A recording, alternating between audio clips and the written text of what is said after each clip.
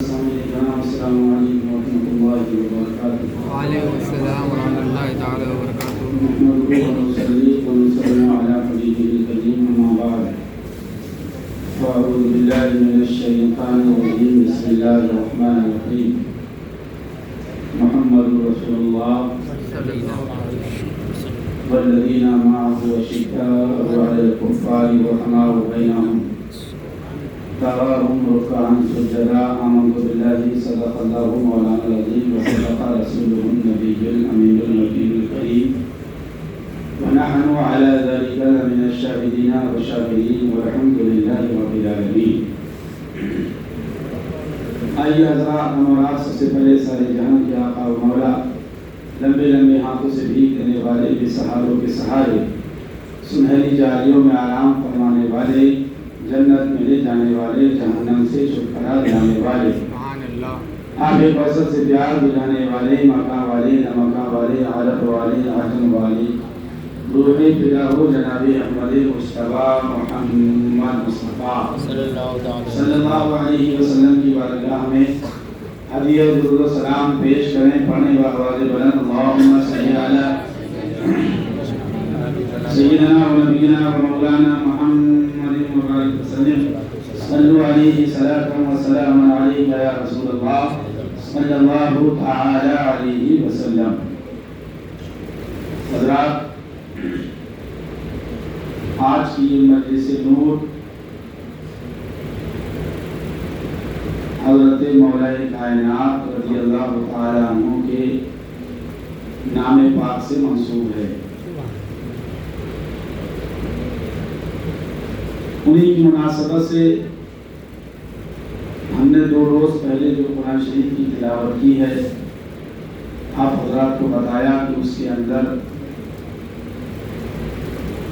والذین معہ سے مراد حضرت ابوبکر صدیق، اشداء علی الکفار سے مراد حضرت عمر فاروق اعظم،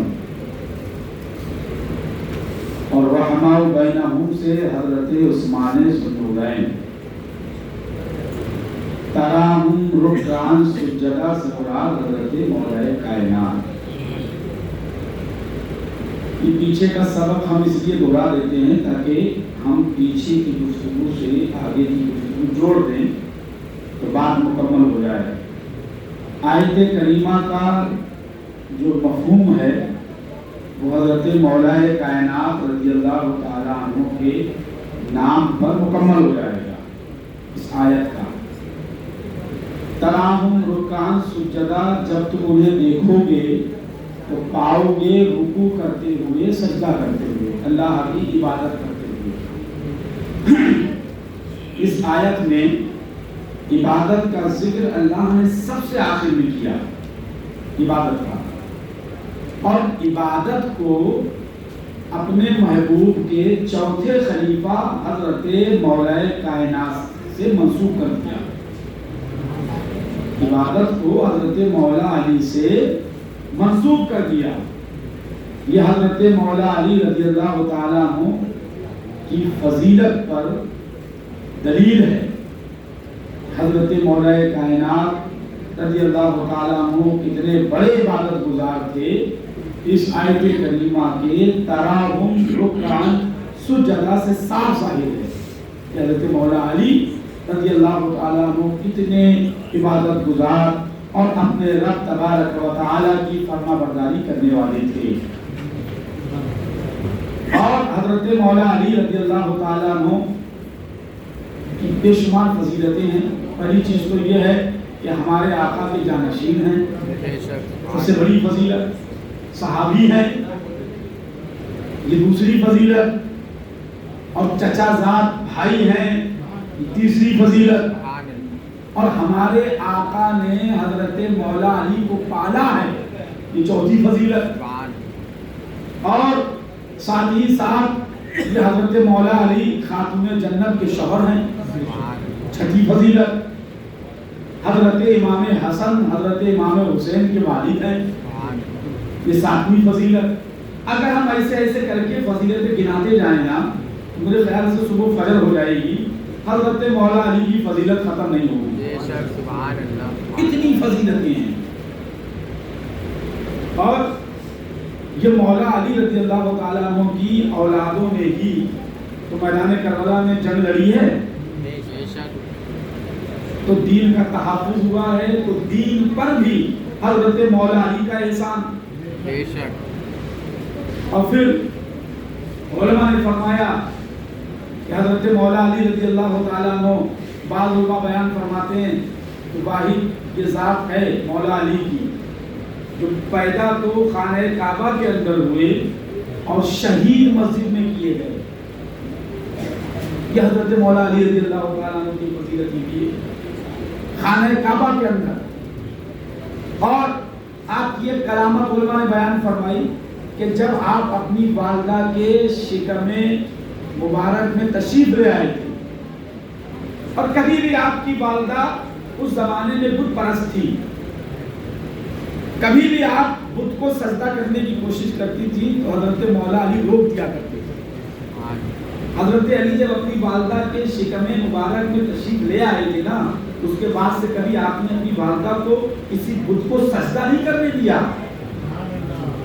یہ حضرت مولا علی کی کرامت اور ان کی یہ فضیلت۔ اس زمانے میں کفار و مشرکین بھی خانہ کعبہ کا طواف کیا کرتے تھے، اپنے پرانے آباء و اجداد کے دستور کو، رسم کو زندہ کرنے کے لیے مومن نہیں تھے، مسلمان نہیں تھے، کعبے کا طواف کرتے تھے۔ تو اس سے پتہ چلتا ہے کہ ہر کعبے کا طواف کرنے والا مسلمان نہیں ہوتا ہے۔ اس لیے کہ اس زمانے جہالت میں، نبی کے زمانے میں کفار و مشرکین تک اپنے آباء و اجداد کے دستور کے حساب سے، اس دستور کے مطابق خانہ کعبہ کا طواف کرنے آتے تھے، طواف کرتے تھے، چلے جاتے۔ ان کو اسلام سے اور مسلمانوں سے کوئی رشتہ نہیں تھا، ایک ان کے آباء و اجداد کی رسم تھی، اس کو زندہ کرنے کے لیے آتے تھے۔ تو اسی خانہ کعبہ کا طواف کرنے والوں میں حضرت مولا علی رضی اللہ تعالی عنہ کی والدہ فاطمہ بنت اسد بھی موجود تھی، جو ایمان نہیں لائی تھی۔ خانہ کعبہ کا طواف کرتے کرتے آپ کو اچانک جو عورتوں کو پیدائش کا درد ہوتا ہے وہ درد ہونے لگا۔ اسی عالم میں آپ حیران و پریشان، کدھر جائیں کہاں جائیں۔ اچانک غیب سے آواز آئی خانہ کعبہ کے اندر سے، اے فاطمہ بنت اسد اندر چلی جاؤ۔ حضرت فاطمہ بنت اسد اندر تشریف لے جاتی ہے، اور خانہ کعبہ کے اندر حضرت مولا علی رضی اللہ تعالیٰ عنہ کی پیدائش ہوئی۔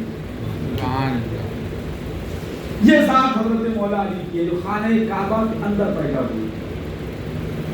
تو سوچو جو خانہ کعبہ کے اندر پیدا ہو وہ کتنا بڑا زاہد و عابد ہوگا، کتنا بڑا عبادت گزار ہوگا، کتنا اللہ اس کے رسول کا محبوب ہوگا۔ اور پھر جب پیدائش ہو گئی تو سب سے پہلے ہمارے آقا کو خبر کی ہے کہ حضرت علی پیدا ہوئی۔ ہمارے آقا تشریف لے گئے اور اپنی گود میں حضرت علی کو لیا۔ اپنے آقا کی گود میں آنے سے پہلے حضرت علی نے اپنی آنکھیں نہیں کھولی تھی۔ جیسے ہمارے آقا نے اپنے گود میں لیا، حضرت مولا علی نے آنکھیں کھولی۔ جب بڑے ہو گئے تو ہمارے آقا نے حضرت علی سے پوچھا ہمارے آنے سے پہلے آنکھیں کیوں نہیں کھولی تھی؟ تو حضرت مولا علی جواب دیتے، یا رسول اللہ، علی کی تمنا تھی کہ دنیا میں آنے کے بعد جب نگاہ کھلے، آنکھ کھلے تو پہلی نظر آپ کے رخ زیبا پر پڑے۔ سبحان اللہ، بے شک۔ اس کے بعد ہمارے تمہارے آقا نے حضرت مولا علی کو غسل دیا، اور غسل دینے کے بعد وہیں پر ارشاد فرمایا کہ آج پہلا غسل علی کو میں دے رہا ہوں، اور کل آخری غسل علی مجھے دیں گے۔ حضرت مولا علی رضی اللہ تعالیٰ عنہ کو غسل دیا گیا، اور غسل دینے کے بعد حضرت مولا علی رضی اللہ تعالیٰ عنہ ہمارے اور آپ کے آقا کے زیر سایہ کرم میں آپ نے پرورش پائی۔ یہ تو ساری کائنات ہمارے آقا کے رحم و کرم پہ پل رہی ہے، ساری کائنات، اور قیامت تک پلتی رہے گی۔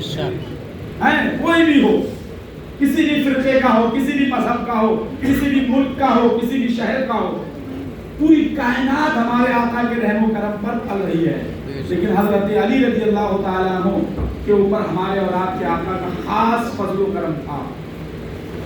اور اس کے بعد حضرت مولا علی رضی اللہ تعالیٰ عنہ جب جوان ہو گئے تو بے شمار جنگوں کے اندر، غزوات کے اندر حضرت مولا علی رضی اللہ تعالیٰ عنہ نے اپنے آقا کے ساتھ رہ کر جنگوں کے اندر شرکت کیا. وہ بہادری کے جوہر دکھائے کہ آج بھی مولا علی رضی اللہ تعالیٰ عنہ کی بہادری سے اپنے تو اپنے ہیں، جو اغیار ہیں، غیر ہیں، وہ تک حضرت مولا علی کی بہادری اور شجاعت سے واقف ہیں. وہ حضرت مولا علی کی شان ہے کہ جب خیبر کا قلعہ فتح نہیں ہو رہا تھا، تمام صحابہ پریشان، آقا کی بارگاہ میں عرض کیا رسول اللہ خیبر کا قلعہ فتح نہیں ہوتا. حضرت مولا کائنات رضی اللہ تعالیٰ عنہ کے تعلق سے ہمارے آقا نے فرمایا کل میں یہ اسلام کا جھنڈا اسے دوں گا کہ جس کے ہاتھوں اللہ فتح عطا فرمائے گا. یہ اسلام کا جھنڈا. نگاہ نبوت سے میرے آقا دیکھ رہے تھے کہ خیبر کا قلعہ کون فتح کرے گا. ہر صحابی کی تمنا تھی کہ کل اسلام کا جھنڈا مجھے ملے. بڑے بڑے جلیل القدر صحابہ موجود اس زمانے میں، ہر ایک کی یہی تمنا. لیکن جیسے صبح ہوئی ہمارے آقا فرماتے اینا علی ابن ابی طالب، علی ابن ابی طالب کہاں ہیں؟ صحابہ نے عرض کیا رسول اللہ ان کی آنکھیں دکھ رہی ہیں. آقا فرماتے بلاؤ. حضرت علی کو بلایا گیا. ہمارے آقا نے اپنا لعاب دہن لیا، حضرت علی کی آنکھوں میں لگا دیا. حضرت علی فرماتے ہیں اس کے بعد سے پوری زندگی میری آنکھوں میں کبھی کوئی تکلیف نہیں ہوئی. یہ ہمارے آقا کا لعاب دہن ہے. معاذ اللہ جو خبیث ہمارے نبی کو اپنی طرح کہتے ہیں، اپنے جیسا کہتے ہیں، ان سے کہو ذرا اپنا تھوک نکالیں. اتنا مارے جائیں گے کہ سر پہ ایک بال نہیں رہے گا. تو یہ نبی کا لعاب دہن ہے کہ حضرت علی کسی حکیم کے پاس نہیں گئے، کسی طبیب کے پاس نہیں، ڈاکٹر کے پاس نہیں گئے، محبوب کے پاس گئے. ان کو معلوم تھا کہ محبوب کے پاس ہر مرض کی دوا ہے. اسی لیے ہم لوگ اکثر پڑھا کرتے ہر مرض کی دوا ہے صلی علی محمد صلی اللہ علیہ وسلم. ہر مرض کی دوا ہے صلی علی محمد صلی اللہ تعالی علیہ وسلم. تو حضرت مولا علی کی آنکھ میں لعاب دہن لگائے، آنکھیں درست ہو گئی. وہ اسلام کا پرچم حضرت مولا علی کے ہاتھوں میں دیا. ادھر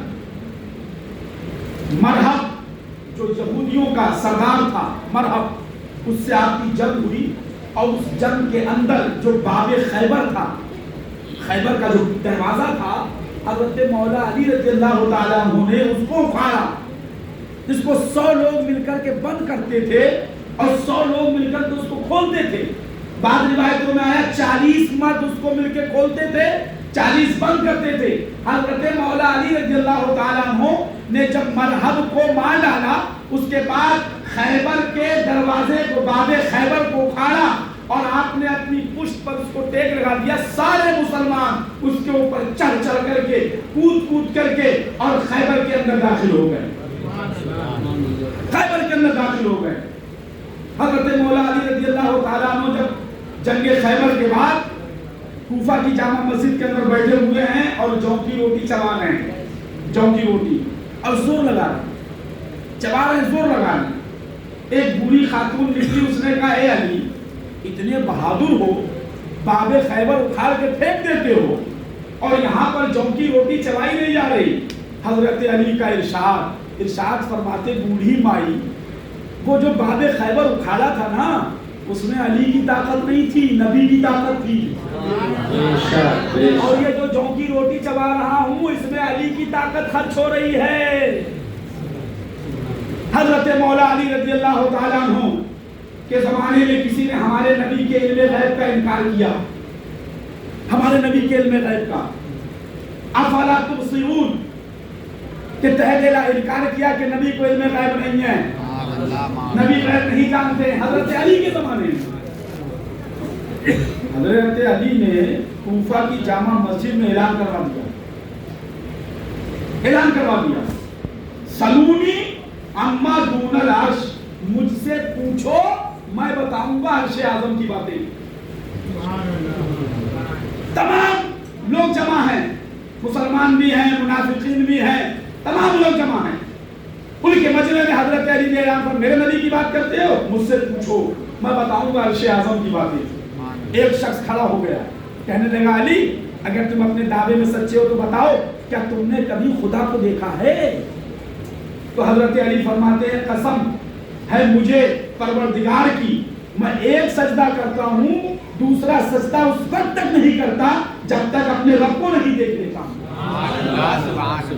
उसके बाद थोड़ी देर के बाद हजरत जिब्रील आ गए इंसानी सूरत में, और हजरत अली से कहा अगर आप अपने दावे में सच्चे हो तो बताओ इस वक्त जिब्रील कहाँ हैं? हजरत अली ने जमीनों आसमान को उलट पलट के देखा और देख करके मुस्कुरा के फरमाया जिब्रील तुम ही तो हो। ये कौन है? हजरत अली। अना मदीनतुल इल्मी व अलीयुल बाबुहा, मैं इल्म का शहर हूँ और अली उसका दरवाजा है। तो हजरत अली के इल्म पाक का यह आलम है। इसीलिए किसी ने पूछा हजरत अली से आपके पास इतना इल्म कहाँ से आ गया? तो हजरत अली फरमाते हैं कि जब मैं अपने आका को आखिरी गुस्ल दे रहा था तो मेरे आका की पलकों पर चंद पानी के कतरे ठहरे हुए थे, बस मैंने मुंह लगाकर के उन कतरों को चूस लिया। मेरे दिल में इल्म इदराक का समंदर ठाटे मारने लगा। इसीलिए तुम्हारे हमारे आका ने फरमाया अना दारुल हिकमती व अलीयुल बाबुहा, मैं हिकमत का शहर हूँ और अली उसका दरवाजा है। ये हजरत अली रज़ी अल्लाह तआला अन्हु की शान है, उनकी फजीलत है, उनकी शान।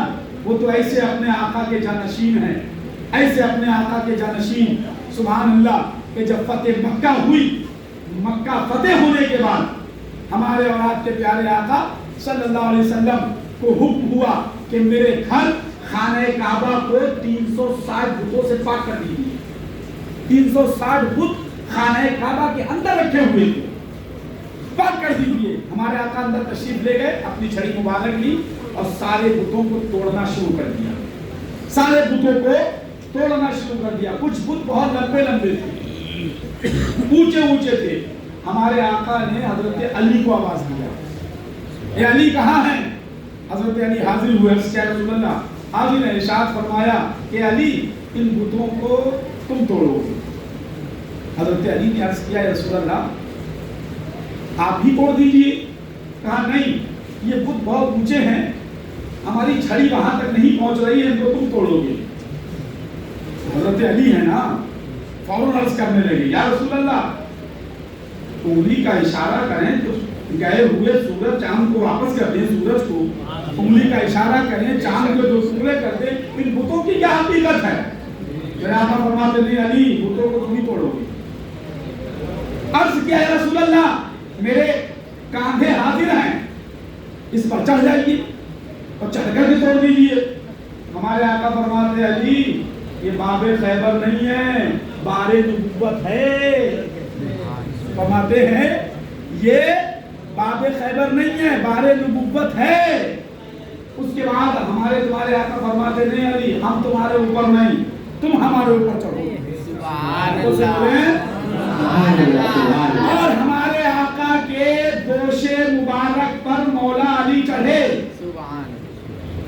और चढ़कर के बुतों को तोड़ना शुरू कर दिया। अब यहाँ पर आप गौर करिए, यहाँ पर खाने काबा के अंदर हमारे आका हजरत अली से कह रहे हैं ये बारे नबुव्वत है, उठा नहीं पड़ सकोगे।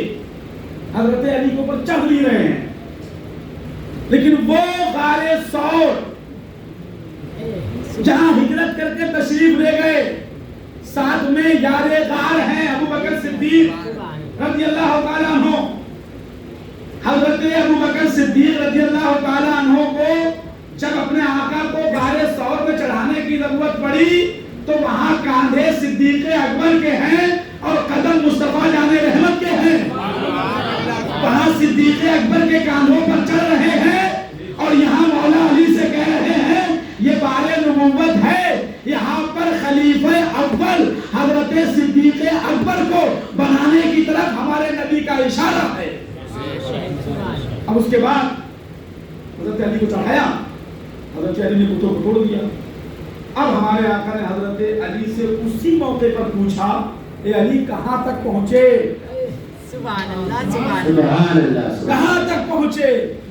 حضرت علی عرض کرتے ہیں یا رسول اللہ اگر اجازت ہو جائے تو عرش اعظم کا پایا پکڑ کے کھینچ لوں۔ سبحان اللہ سبحان۔ اب سمجھ میں آیا کہ حضرت علی سے بتوں کو کیوں توڑوایا جا رہا تھا، کیونکہ حضرت علی کو پہنچانا تھا۔ اور حضرت علی نیچے اترے اور اترنے کے بعد مسکرانے لگے۔ ہمارے آقا نے پوچھا علی مسکرا کیوں رہے ہو؟ عرض کیا یا رسول اللہ میں نے عرش اعظم سے چھلانگ لگا دی، مجھے کچھ نہیں ہوا۔ آقا فرماتے ہیں چڑھایا تو میں نے تھا، اتارا حضرت جبریل نے ہے۔ چڑھانے والا میں ہوں، اتارنے والے حضرت جبریل ہیں، تو تمہیں کیا ہو سکتا ہے؟ حضرت مولا کائنات رضی اللہ تعالیٰ عنہ ہمارے اور آپ کے پیارے آقا ان کے بارے میں اسی لیے فرماتے ہیں۔ اور اگر یہ تمام چیزیں، یہ فضیلتیں اگر حضرت مولا علی سے منسوب نہ کی جائیں تو اس میں خالی حضرت مولا علی کی ہی توہین نہیں بلکہ ہمارے آقا کی بھی کسر شان ہے، ہمارے آقا کی بھی کسر شان ہے۔ ہمارے آقا نے اسی لیے حضرت مولا علی کے بارے میں فرمایا من کنت مولا فعلی مولا، جس کا میں مولا ہوں اس کے علی مولا ہیں۔ اور جس نے مجھے تکلیف پہنچائی، جس نے مجھے گالی دی، جس نے حضرت علی کو گالی دی اس نے مجھے گالی دی، جس نے حضرت علی کو تکلیف پہنچائی اس نے مجھے تکلیف پہنچائی۔ مولا علی قرآن کے ساتھ ہے اور قرآن مولا علی کے ساتھ ہے۔ کل میدان محشر میں جہاں قرآن ہوگا وہاں مولا علی ہوں گے اور جہاں مولا علی ہوں گے وہاں نبی ہوں گے۔ نعرے تکبیر، نعرے رسالت، مسلک والا حضرت، اپنے شہدائے کربلا، شہر شہر گلی گلی، شہر شہر گلی گلی، مصطفیٰ کے نور عین، نعرے تکبیر، نعرے رسالت، اختیارات مصطفیٰ زندہ باد، اختیارات مصطفیٰ زندہ باد۔ حضرت علی رضی اللہ تعالیٰ عنہ کے علم پاک کی تو علم پاک کے تعلق سے تو ہمارے تمہارے آقا نے فرمایا سبحان اللہ، اور صحابہ کرام اس میں حضرت مولا علی رضی اللہ تعالیٰ عنہ کے تعلق سے حضرت انس رضی اللہ تعالیٰ عنہ بھی راوی ہیں اور دیگر صحابہ کرام نے بھی یہ حدیث کو روایت کیا کہ حضرت مولا علی رضی اللہ تعالیٰ عنہ سے اچھے فیصلے کرنے میں کوئی بھی نہیں تھا۔ فیصلہ کرنے میں حضرت مولا علی، حضرت عمر فاروق اعظم رضی اللہ تعالیٰ عنہ ایسے جلیل القدر صحابی کہ جب آج کے زمانے میں حضرت عمر فاروق اعظم کے زمانے میں ایک زناکار خاتون کے حق میں حضرت عمر نے فیصلہ کر دیا کہ اس کو سنسار کیا جائے، پتھر مارے جائے اسلامی قانون کے اعتبار سے، پیٹ میں حمل ہے، بچہ ہے، حضرت عمر نے حکم دے دیا کہ اس کو سنسار کیا جائے۔ حضرت مولا علی تشریف لائے اور آنے کے بعد ارشاد فرمایا اے عمر رضی اللہ تعالیٰ کیا تم نے ہمارے آقا کے فیصلے کو نہیں سنا تھا؟ ہمارے آقا نے ارشاد فرمایا کہ اگر کسی حاملہ عورت کو سنسار کیا جائے گا تو اس وقت تک اس کو سنسار نہیں کیا جائے گا جب تک اس کے پیٹ میں جو بچہ ہے وہ پیدا نہ ہو جائے۔ اور اس کے بعد حضرت عمر فاروق اعظم فرماتے ہیں کہ اگر اس وقت حضرت مولا علی نہ ہوتے تو عمر ہلاک ہو جاتا۔ حضرت مولا علی کے فیصلے نے عمر کو بچا لیا اور اس کے بعد اس عورت کو مہلت دی۔ ارشاد فرمایا حضرت مولا علی نے کہ زنا اس خاتون نے کیا تھا، اس بچے کا کوئی قصور نہیں، اور سنساری کے اندر جب سنسار کیا جائے گا تو ظاہر سی بات ہے اس کی ماں مرے گی تو اس کا بچہ بھی مرے گا، تو بچے کا کوئی قصور نہیں ہے۔ یہ اسلامی قانون ہے، یہ قانون شرع ہے، اور قانون شرع کے اندر احتیاط دیکھو، بچے کا قصور نہیں ہے تو اسلام کے اندر اس عورت کو اس بچہ پیدا کرنے کی مہلت دی جائے گی، اس کے بعد اس کو سنسار کیا گیا۔ فیصلے میں حضرت مولا علی رضی اللہ تعالیٰ عنہ کا کوئی ثانی نہیں تھا۔ یہی وجہ تھی کہ دو عورتیں آپس میں ایک بچے کے تعلق سے جھگڑا کر رہی تھی، وہ کہہ رہی تھی میرا بچہ ہے، یہ کہہ رہی تھی میرا بچہ ہے۔ حضرت مولا علی رضی اللہ تعالیٰ عنہ کی عدالت میں مقدمہ آیا، پیش کیا گیا. حضرت مولا علی رضی اللہ تعالیٰ عنہ نے دونوں سے پوچھا بچہ کس کا ہے. دونوں خاتون کہہ رہی، وہ کہہ رہے میرا بچہ ہے، وہ کہہ رہی میرا بچہ ہے. اب فیصلہ کہیں سے نہیں ہونے والا. تمام لوگ دنگ ہیں کہ فیصلہ کیسے ہوگا، کوئی ثبوت بھی نہیں. دونوں خاتون بزر ہیں اور ہنگامہ برپا کیے ہوئی ہیں کہ یہ بچہ کس کا ہے. حضرت مولا علی رضی اللہ تعالیٰ عنہ نے دیکھا کہ کوئی صورت فیصلے کی نہیں ہے، تو آپ نے فوراً فرمایا آرا لے کے آؤ، آرا. اور آرا لانے کے بعد حضرت مولا علی نے اپنے خادم کو حکم دیا کہ آرے سے بچے کے 2 ٹکڑے کرو اور دونوں کو آدھا آدھا بانٹ دو. اب دیکھیے حضرت مولا علی رضی اللہ تعالیٰ عنہ کی حکمت و دانائی. اتنا حکم تھا، خادم آیا آرا لے کر کے، جو حقیقی ماں تھی اس بچے کی فوراً چلانے لگی، اے امیر المومنین، میں اس بچے کی ماں نہیں ہوں، اس بچے کی ماں یہی ہے، لہذا میں اس بچے کی ماں نہیں ہوں، اس بچے کو قتل نہیں کرنا. حضرت مولا علی رضی اللہ تعالیٰ عنہ نے فوراً اس بچے کو لیا اور اس تڑپنے والی ماں کو عطا فرما دیا اور ارشاد فرمایا یہی ماں اس بچے کی ماں ہے. اس نے اس ماں نے یہ سوچ لیا تھا کہ میرا بچہ ہے، ابھی کاٹا جائے گا، ذبح کیا جائے گا، بھلے میرے پاس نہیں رہے گا، اسی خاتون کے پاس رہے گا، لیکن سلامت رہے گا، زندہ رہے گا. حقیقی اور اصلی ماں ہونے کا یہ ثبوت حضرت مولا علی رضی اللہ تعالیٰ عنہ کے اس طریقے کار سے ثابت ہو گیا. ایسی حکمت و دانائی فیصلے میں آپ کی مثال جو قرآن و حدیث میں اللہ اور رسول نے بیان فرمائی. حضرت مولا علی رضی اللہ تعالیٰ عنہ، ایک یمن کے شخص نے اپنے غلام کو اپنے لڑکے کے ساتھ کوفہ بھیجا کسی کام کی غرض سے. ان دونوں کی آپس میں راستے ہوئی لڑائی، جھگڑا ہو گیا. وہ جو غلام تھا وہ کوفہ پہنچنے کے بعد اس لڑکے کو بیچنے کے لیے گیا اور اس نے یہ کہہ دیا کہ میں آقا ہوں اس کا، یہ میرا غلام ہے. اب وہاں پر کوئی گواہ بھی نہیں، کوئی ثبوت بھی نہیں. فیصلہ حضرت مولا علی کی عدالت میں گیا. حضرت مولا علی کی بارگاہ میں جب فیصلہ گیا تو حضرت مولا علی نے دونوں کو بلایا. اب وہ کہہ رہا ہے میں آقا ہوں، یہ غلام ہے. غلام کہہ رہا ہے میں آقا ہوں، یہ غلام ہے. کسی صورت میں فیصلہ ہونے والا نہیں. حضرت مولا علی نے فرمایا اپنے خادم سے دیوار میں 2 سوراخ کرو، بڑے بڑے، اتنے بڑے سوراخ ہوں کہ دونوں کی گردنیں اس پار سے اس پار چلی جائیں. حکمت و دانائی دیکھو مولا علی کی، اس پار سے اس پار چلی جائیں. سوراخ دیوار میں کیا گیا، دونوں کی گردنوں کو اس پار کیا گیا. خادم سے کہا غلام کا سر قلم کر دو. خادم سے کہا غلام کا سر قلم کر دو. خادم جیسی تلوار لے کے آگے بڑھا، پھٹ سے غلام نے اپنی گردن کھینچ لی. اور اس طریقے کے فیصلے سے ثابت ہو گیا کون غلام ہے کون آقا ہے.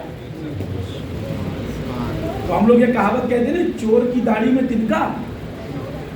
جیسے یہ کہا گیا چور کی داڑھی میں تنکا، بس چور اپنی داڑھی ٹٹولنے لگا. تو حضرت مولا علی رضی اللہ تعالیٰ عنہ نے اس طریقے سے فیصلہ فرما کے یہ ظاہر فرما دیا. یہ میں آپ کو چیدہ باتیں بتاتا ہوں، سینکڑا ایسے واقعات ہیں. حضرت مولا علی فجر کی نماز کے بعد مصلی پہ بیٹھے ہوئے تسبیح و تحلیل پڑھ رہے ہیں. اپنے خادم کو حکم دیا جاؤ فلاں محلے کے اندر فلاں گھر میں فلاں کے مکان میں جاؤ اور جا کر کے دیکھو 2 میاں بیوی جھگڑا کر رہے ہیں آپس میں.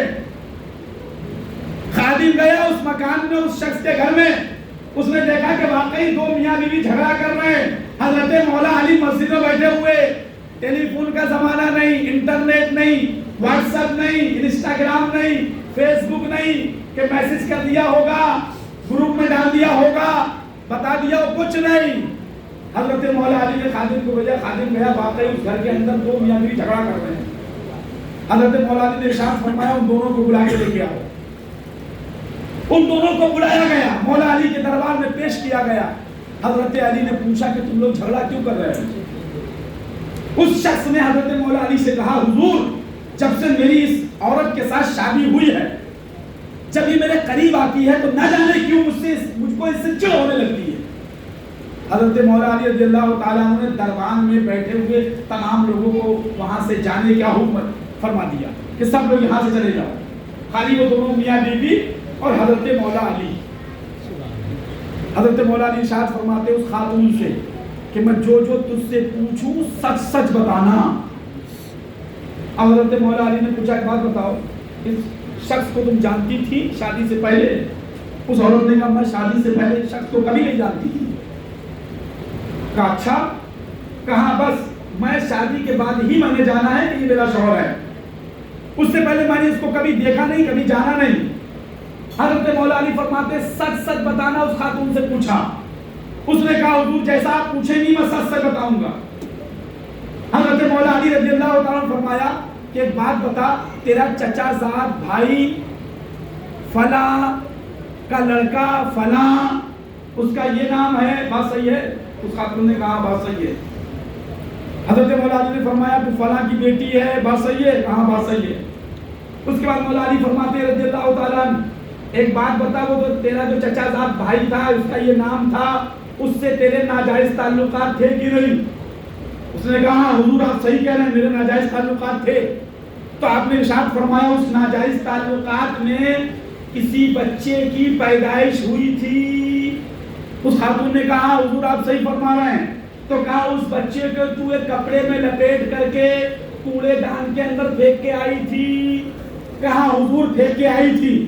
تو کہا جب تو پھینک کے آئی تھی تو اس کی پیشانی پر چوٹ لگی تھی؟ کہا حضور چوٹ لگی تھی۔ کہا تو پھینکنے کے بعد پلٹ کر تو اس بچے کے پاس گئی تھی اور تو نے اس بچے کو خون بہتے ہوئے دیکھا اور اس کے پیشانی پر تو کپڑا لپیٹ کر کے آئی؟ کہا حضور آپ صحیح فرما رہے ہیں، ہو ہی جیسا آپ فرما رہے ہیں ایسے ہی ہوا تھا۔ اس کے بعد حضرت مولا علی نے ارشاد فرمایا جو تیرا شوہر ہے یہ وہی تیرا بیٹا ہے جسے تو کوڑے دان میں پھینک کر کے آئی تھی۔ لہٰذا یہ تیرے سگے بیٹے کے ساتھ تیرا نکاح ہوا ہے، اس بنیاد پر اس کی تیرے ساتھ پٹری نہیں کھاتی ہے۔ آپ نے فوراً دونوں ماں بیٹوں کو جدا کیا اور جدا کرنے کے بعد حضرت مولا علی نے ایک تاریخی فیصلہ ارشاد فرمایا۔ یہ حضرت مولا علی کی کرامت ہے۔ اب بتاؤ حضرت مولا علی کہ ہمارے آقا کی پلکوں میں 2 قطرے ٹھہر جائیں، حضرت مولا علی اسے چوس لے تو ان کے علم پاک کا یہ عالم کہ کل کیا ہونے والا ہے وہ بھی بتا دیں، پیچھے کیا ہو گیا ہے وہ بھی بتا دیں۔ اس زناکار خاتون کے معاملات کو اس کے سوا کوئی دوسرا نہیں جانتا تھا انسانوں میں، لیکن حضرت مولا علی ہیں، سب کی خبر ہے۔ اسی لیے ہمارے تمہارے آقا نے فرمایا انا مدینۃ العلم وعلی بابوہا، میں علم کا شہر ہوں اور علی اس شہر کا دروازہ۔ اسی لیے حضرت مولا علی رضی اللہ تعالیٰ عنہ کہ ایسے بے شمار حدیث پاک میں فیصلے موجود ہیں، بے شمار فیصلے کہ جو حضرت مولا علی نے کیے، لوگوں کی عقلیں دنگ رہ گئی کہ فیصلہ ہوگا کیسے، اور حضرت مولا علی چٹکیوں میں اس کو حل کر دیتے، چٹکیوں میں۔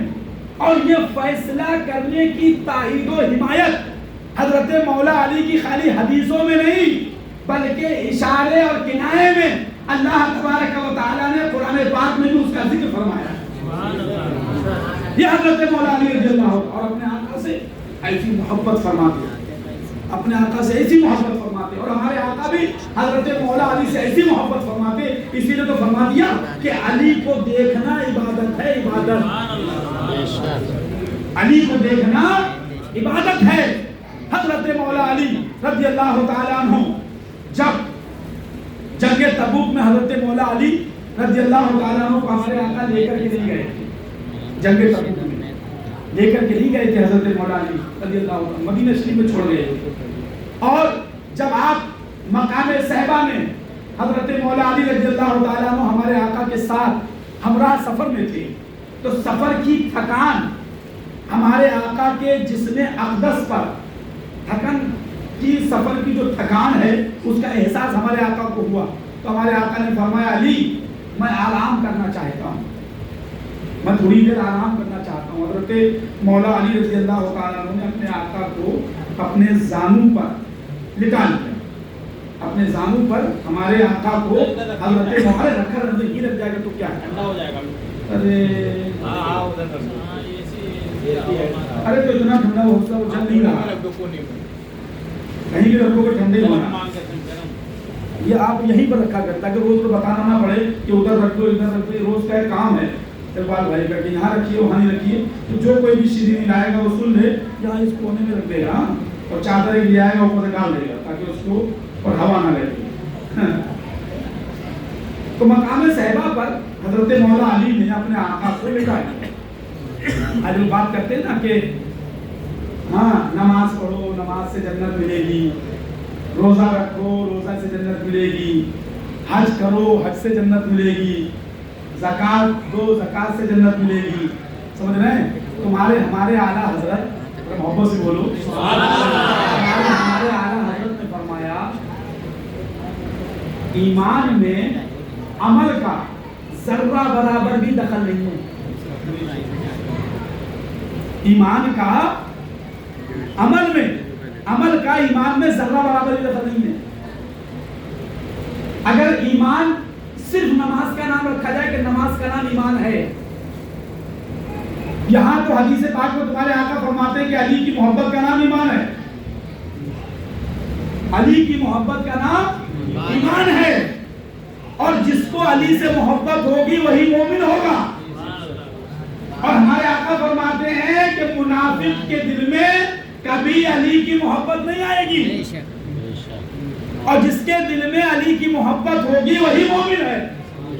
اگر خالی نماز کا نام ایمان رکھ لیا جائے تو ہم لوگوں میں سے تو کوئی مومن بھی نہیں ہے. بتاؤ ہے کہ نہیں؟ ایمانداری سے بتانا.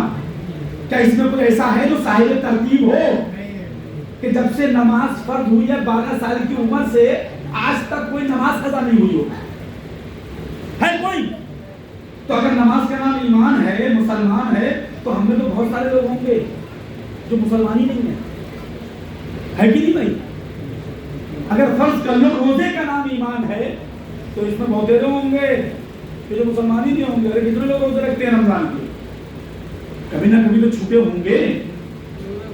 اس لیے 12 سال کی عمر سے روزے بھی فرض ہو گئے, 12 سال کی عمر سے نماز بھی فرض ہو گئی, 12 سال کی عمر سے اگر استطاعت ہے مال کے نصاب ہو زکات بھی واجب ہو گئی, اگر حیثیت ہے حج بھی فرض ہو گیا. یہ تمام چیزیں ہو گئی. تو اگر ان اعمال کا نام ایمان رکھ دیا جائے تو بتاؤ کوئی مومن بچے گا؟ کوئی مسلمان ہے؟ دنیا میں ڈھونڈو گے تو کوئی نہیں ملے گا. کہیں نہ کہیں کسی مجبوری ہی کے سبب ٹھیک ہے نماز چھوٹی ہوگی, روزہ چھوٹا ہوگا. اس لیے تمہارے ہمارے اعلیٰ سرکار فرماتے ہیں عمل کا ایمان میں ذرہ برابر بھی کوئی حصہ نہیں ہے. ایمان الگ چیز ہے, عمل الگ چیز ہے.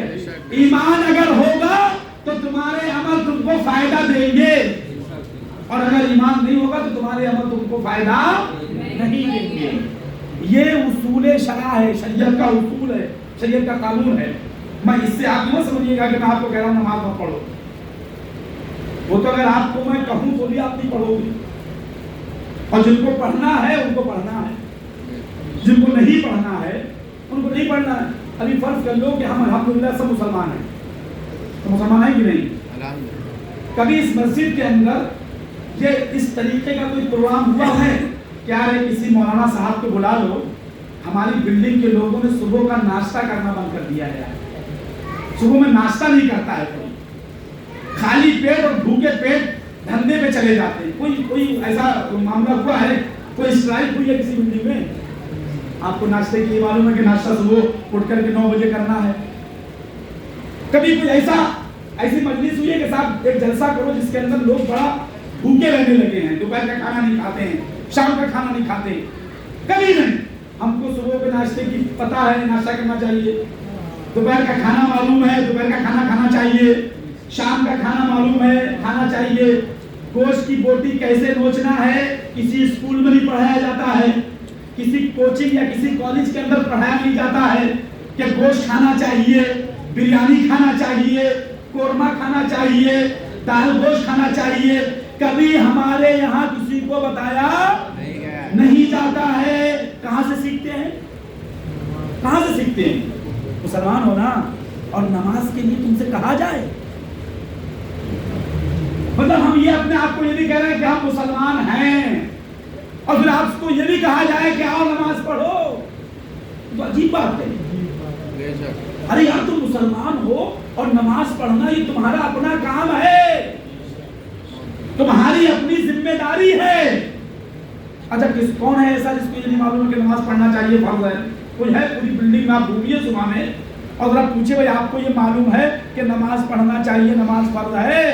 ایک آدمی پورے مغرا سیل فاٹا میں دکھا دو مجھے جو یہ کہے کہ نماز نہیں پڑھنا چاہیے معاذ اللہ, یا مجھے معلوم ہی نہیں کہ نماز بھی ہمارے اوپر فرض ہے. ایک آدمی ملے گا آپ کو؟ کوئی نہیں ملے گا. سب کو سب معلوم ہے. تو جو چیز معلوم ہے وہ بتائی جائے اور جو چیز نہیں معلوم ہے وہ نہ بتائی جائے.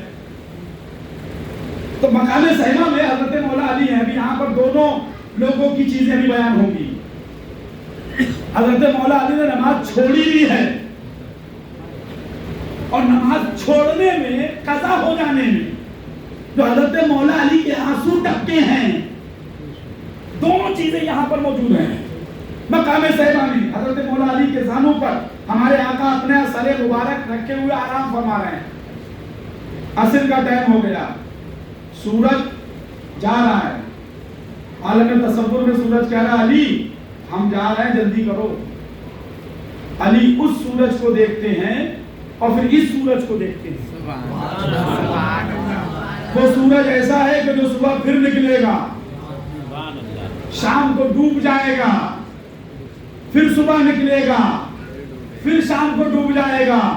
لیکن جو زانوں میں جو سورج لیٹا ہے وہ کبھی ڈوبتا نہیں ہے.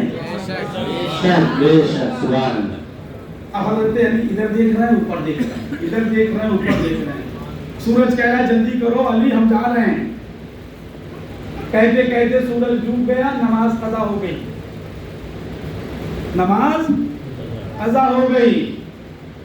اور حضرت علی کو جب عصر کی نماز قضا ہو جانے کا ٹینشن ہوا کہ دیکھیے نبی کی محبت بھی بجا لا رہے ہیں اور نماز چھوڑنے کا آپ کو افسوس بھی ہو رہا ہے,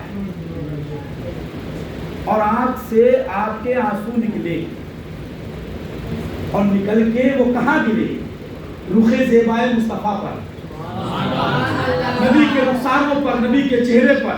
وارے واہ حضرت علی کے آنسو, ان کو جگہ ملی تو کہاں ملی؟ نبی کا چہرہ بیدار ہوا, پوچھا علی تمہیں کس چیز نے رلایا؟ حضرت علی نے عرض کیا یا رسول اللہ نماز قضا ہو گئی. اتنا سننا تھا, آقا نے ارشاد فرمایا قضا پڑھو گے کہ ادا؟ بے اختیار نبی ہوتے تو پوچھتے, محتاج نبی ہوتے تو پوچھتے. یہ بے اختیار ان چھچھودروں کے ہوں گے, ہم سنیوں کے تو با اختیار نبی ہیں, اس لیے پوچھ رہے ہیں قضا پڑھو گے کہ ادا. اور حضرت علی بھی علی ہیں, ان کو معلوم ہے با اختیار نبی ہیں, بے شک انہوں نے اپنے آقا کے جلوے دیکھے ہیں, ان کو معلوم ہے اللہ تعالیٰ نے ساری کائنات کے خزانے کسی محبوب کے ہاتھ میں تھما رکھے ہیں. پوری کائنات کے خزانوں کی کنجیاں چابیاں محبوب کو دے رکھی ہیں. اسی لیے فرمایا گیا لا الہ الا اللہ یہ جنت کی چابی ہے, چابی. لا الہ الا اللہ جنت کی چابی ہے. چابی تو ہے لیکن بغیر دندانے کے ہے. چابی تو ہے لیکن جو اس کے اندر کھانچے ہوتے ہیں تالا کھولنے والے, وہ کھانچے اس کے اندر نہیں. تو حدیث پاک میں فرمایا نزہۃ القاری کے اندر لا الہ الا اللہ یہ جنت کی چابی ہے اور محمد رسول اللہ اس چابی کے اندر ہونے والے دندان ہیں. تو خالی لا الہ سے نہ جنت کی چابی بنے گی اور نہ جنت کھلے گی جب تک محمد رسول اللہ نہ اس سے شامل ہو. بے شک سبحان اللہ. نعرہ تکبیر, نعرہ رسالت, والا حضرت شہدائے کربلا, نعرہ تکبیر, نعرہ رسالت. اس لیے حضرت مولا علی کو پتا تھا ہمارے آقا با اختیار ہیں. بے شک सुलह कुल्ली होता तो कहता अरे क्या कह रहे हैं आप, अब कैसे हो सकता, सूरज कैसे वापस आ जाएगा। तो वो हजरत अली थे, अर्ज किया या रसूल अल्लाह अज़ा क्यों पढ़ेंगे, हम तो अदा पढ़ेंगे, अज़ा क्यों पढ़ेंगे, हम तो अदा पढ़ेंगे। और उसके बाद इधर सूरज मचल रहा है, महबूब इशारा करो तो हम आए, हम तो इसी इंतजार में बैठे हैं कि अपनी नूर वाली उंगली आप उठाएं और हम आ जाएं। हमारे आका का जब आलम बचपना था, बचपने में दाई हलीमा की गोद में हमारे आका जब खेला करते थे, तो दाई हलीमा का बयान है कि मुस्तफा जाने रहमत के दस्ते मुबारक की उंगलियां जिधर जिधर होती थी, चांद उधर उधर मंडलाता रहता था। और हमारे आका आलमे बचपना में चांदो सूरज से खेला करते थे। और इसी वाक़िए को हमारे बुजुर्गों ने सरकारे गौसे आजम रज़ियल्लाहु ताला अन्हु, जो हजरत मौला अली के शहजादे हैं, हमारे आका के शहजादे हैं, वो आलमे बचपना में जिस दाई का दूध आप पिया करते थे, तो उस दाई का बयान है कि हजरत गौसे आजम रज़ियल्लाहु ताला अन्हु जब दाई की गोद में लेटे लेटे दूध पिया करते थे, अचानक गोद में से उछल करके जाकर के सूरज में गुम हो जाते थे, सूरज में गुम हो जाते थे। तो जब हजरत गौसे पाक के बड़े हो गए, जवान हो गए, तो दाई आई और कहने लगी ए अब्दुल कादिर जिलानी, यहाँ पर मैं इस वाक़ये को इसलिए बयान कर रहा हूँ कि ये उनके शहजादे हैं, वो उनके शहजादे हैं, वो उनके जानशीन हैं। तो ये जो करामतें हमारे बुजुर्गों ने दिखाई है ना, ये बताने के लिए दिखाई हैं कि हमारे आका मोहताज और मजबूर नहीं है, अल्लाह ने उनको इख्तियार अता फरमाया है। जब गौसे आजम का ये हाल है, मौला अली का ये हाल है, गरीब नवाज का ये हाल है, मखदूम सिमना का ये हाल है, बाबा फरीद का ये हाल है, कुतुबुद्दीन बख्तियार काकी का ये हाल है, तो फिर उनके आका, उनके जद्दे करीम, सारी कायनात के मालिको मुख्तार, सारे नबियों के सरदार मौला अली के आका, हजरत सिद्दीक अकबर के नबी, हजरत उस्मान गनी के आका, उनके इख्तियार और मामलात का आलम क्या हो। दाई आई सरकार गौसे पाक से कहती है अब्दुल कादिर जिलानी, मैं वो करामत देखना चाहती हूँ बचपन वाली, जो आप उछल करके सूरज में गुम हो जाते थे। तो हजरत गौसे पाक फरमाती है कि वो करामत मैं नहीं दिखा सकता हूँ। कहा क्यों? सरकार गौसे पाक फरमाते हैं मैं बड़ा हो गया हूँ। तो कहा बड़ा हो गए हो?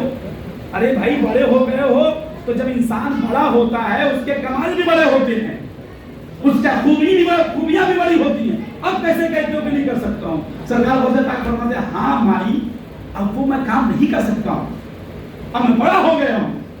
बहुत जिद करने लगे आखिर क्यों नहीं कर सकते हो? तो सरकार गौसे पाक फरमाते हैं रज़ियल्लाहु ताला अन्हु, ए माई जब मैं छोटा सा था तुम्हारी गोद में था, तो मैं छोटा था तो गोद में से उछल करके सूरज में गुम हो जाता था, लेकिन आज अब्दुल कादिर जिलानी का हाल यह है कि आसमान में चमकने वाले सूरज 1000 आए और अब्दुल कादिर में गुम हो जाए। आज आसमान में चमकने वाले 1000 सूरजों को मैं छुपा लूंगा। तो ये उन्हीं के जद्दे करीम है, उंगली का इशारा किया, गया हुआ सूरज वापस आ गया। हमारे आका ने बुलाया और हजरत अली ने नियत बांधी, खड़े हो गए नमाज पढ़ने के लिए। अब कहोगे कि कज़ा हुई, बताओ अब कहोगे कज़ा हुई, अब कैसी कज़ा? तो हमारे आका ने सूरज को बुलाया और बुला करके मौला अली के हवाले कर दिया। आया तो था नबी की मर्जी से, नबी ने बुलाया था, लेकिन हजरत अली की मर्जी के ताबे कर दिया। जब तक अली नमाज नहीं पढ़ने जाएगा नहीं। अभी जा रहा था तो कह रहा था जल्दी करो हम जा रहे हैं। अब हजरत अली ने जब नियत बांधी तो कह रहा जल्दी करो अली हमें जाना है, लेकिन जाएगा कैसे? आका ने हजरत अली के ताबे कर दिया कि जब तक अली अपनी नमाज मुकम्मल नहीं कर देंगे जब तक जाएगा नहीं। और उसके बाद हजरत मौला अली ने اپنی نماز مکمل کی، تمہارے ہمارے اعلیٰ حضرت نے بریلی شریف سے قلم اٹھایا اور ارشاد فرماتے مولا علی نے واری تیری نیند پر نماز، اب بھی کون سی نماز؟ صلاۃ الوسطیٰ، بیچ کی نماز کا خیال رکھو، وہ بیچ کی نماز نماز عصر ہے، اور ایسی نماز کو مولا علی نے چاہتے تو ظہر کا وقت ہوتا، فجر کا ہوتا، عشاء کا ہوتا، مغرب کا ہوتا، عصر کا اسی لیے ہوا کہ عصر کی نماز کے بارے میں اللہ نے قرآن میں فرمایا صلاۃ الوسطیٰ، بیچ کی نماز کا خیال رکھو، بیچ کی نماز کا دھیان رکھو۔ عصر کی نماز کی فضیلت بے شمار ہے، تو اللہ کے محبوب صلی اللہ علیہ وسلم پر جو حضرت مولا علی نے جس نماز کو قربان کیا وہ صلاۃ الوسطیٰ، بیچ کی نماز نماز عصر تھی۔ اعلیٰ حضرت فرماتے مولا علی نے واری نہیں سمجھتے ہو نا، قربان کر دی، یا یوں کہہ لو قضا کر دی۔ مولا علی نے واری تیری نیند پر نماز، نبی پر نہیں، نبی کی نیند پر۔ اس پر بھی غور کریے گا، نبی کی ذات تو بہت بلند و بالا ہے، ہمارے نبی جو آرام کر رہے ہیں نا، اس آرام کے اوپر مولا علی نے نماز پڑھ دی۔ اور آپ نے پہلے دن تو سنی لیا نا صدیق اکبر کے فضائل میں کہ صحابہ کرام حالت نماز میں گھوم گھوم کے دیکھتے تھے، گھوم گھوم کے، وہ نبی کے لیے نماز میں گھوم کے دیکھتے تھے۔ اور مولا علی نے جو نماز واری ہے وہ نبی پر نہیں، نبی کے آرام پر واری ہے۔ تو سوچو کہ جب مولا علی نبی کے آرام کا اتنا خیال رکھتے ہیں کہ خیال مصطفیٰ میں نماز چلی گئی، اور حضرت مولا علی کو یہ معلوم تھا کہ جو نبی میری گود میں ہے با اختیار ہے، یہ وہی نبی ہے جس کے بارے میں اللہ نے فرمایا کہ میرے محبوب کی اطاعت میری اطاعت ہے، میرے محبوب کی فرما برداری میری فرما برداری ہے، میرے محبوب کا حکم میرا حکم ہے۔ تو اگر ہم محبوب کے آرام میں مشغول ہیں اور اس مشغولیت میں، اس محبت میں اگر نماز چھوٹ رہی ہے تو اس نماز کو چھوٹنا نہیں کہتے ہیں، اس نماز کو قضا ہونا نہیں کہتے ہیں۔ مولا علی نے واری تیری نیند پر نماز، وہ بھی نماز عصر جو اعلیٰ خطر کی ہے۔ نعرہ تکبیر، نعرہ رسالت، حضرت اعلیٰ حضرت شہدائے کربلا، شہر گلی گلی، شہر گلی گلی، چمن گلی گلی، نعرہ تکبیر، نعرہ رسالت۔ اس کے بعد ہمارے آقا حضرت مولا علی رضی اللہ تعالیٰ نے نماز مکمل کی، سورج اپنی جگہ پہ چلا گیا۔ تو مسلمانوں، حضرت مولا علی رضی اللہ تعالیٰ عنہ کی فضیلت جب ان کے جانشینوں کی، جب ان کے صحابہ کی یہ شان ہے، جب ان کے سبحان اللہ ساتھ میں رہنے والے جو صحابی ہیں ان کی عظمت، ان کی بزرگی، ان کی کرامت، ان کے اختیارات اس درجے کے ہیں، تو سوچو جن کے صدقے میں انہیں یہ کمال ملے، وہ صدقے والے آقا کی شان کتنی بلند و بالا ہوگی، اس محبوب کی عظمت کتنی بلند و بالا ہوگی جس محبوب نے مرتبے مولا علی کو عطا فرمائے، حضرت عثمان غنی کو عطا فرمائے، حضرت عمر فاروق اعظم کو مرتبے عطا فرمائے، حضرت صدیق اکبر کو مرتبے عطا فرمائے۔ تو سوچو جس نبی نے اپنے وفادار غلاموں کو مرتبے عطا فرمائے، ان مرتبے والوں کے مرتبے جب اتنے بلند ہیں تو جس نبی نے مرتبے عطا فرمائے اس نبی کے مرتبے کا عالم کیا ہوگا، اس نبی کے مقام کا عالم کیا ہوگا۔ جب ان کے گدا بھر دیتے ہیں شاہانے زمانہ کی جھولی، پھر کوئی بتائے آقا کے دربار کا عالم کیا ہوگا، کوئی بتائے آقا کے دربار کا عالم کیا ہوگا۔ حضرت مولا علی رضی اللہ تعالیٰ عنہ کی یہ سیرت پاک تھی جس میں تراہم رکعن سجدہ، کہ آپ جنگ کے موقع پر آپ کے تیر لگ گیا، اگر چھوٹے تھے بہت درد ہوتا، کچھ لوگوں نے کہا رکو حضرت علی کو نماز میں جانے دو. آپ نماز میں گئے, صحابہ نے تیر کھینچ لیا, آپ کو پتہ تک نہیں چلا. اسی لیے فرمایا تراہم رکعاً سجدا, جب تم انہیں دیکھو گے تو پاؤ گے رکوع کرتے ہوئے, سجود کرتے ہوئے.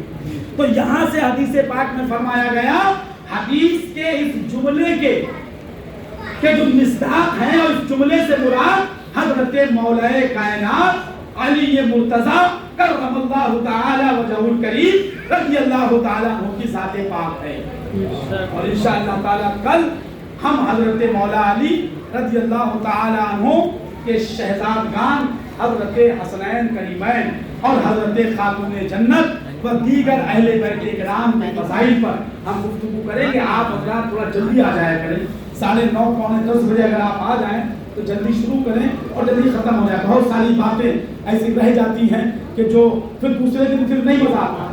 دوسرے دن جو باتیں, اب وہ ظاہر سی بات آج کی باتیں کل کریں گے تو کل کی باتیں کب کریں گے, تو ایسے ایسے ٹائم بڑھتا جائے گا. پھر آگے جو شہادت کا بیان ہے, وہ شہادت کا بیان بہت تفصیل ہے اس کے اندر, تو اس کا اگر ہم بیان کریں گے تو میرے خیال سے گھنٹے بھر کے اندر 1.5 گھنٹے میں شہادت کا بیان مکمل نہیں ہو پاتا ہے. اس میں بھی بہت ساری چیزوں کو ہم کو جو ہے وہ شارٹ کٹ میں بیان کر کے اصل چیزوں پر روشنی ڈال کے نکلنا پڑتا ہے. تو اس لیے آپ حضرات اگر جلدی تشریف لے آیا کریں گے تو جلدی شروع ہوگا اور ہماری بات بھی آپ تمام حضرات کو مکمل سمجھ میں آ جایا کرے گی. استغفر اللہ ربی من کل ذنب و اتوب الیہ. السلام علیکم.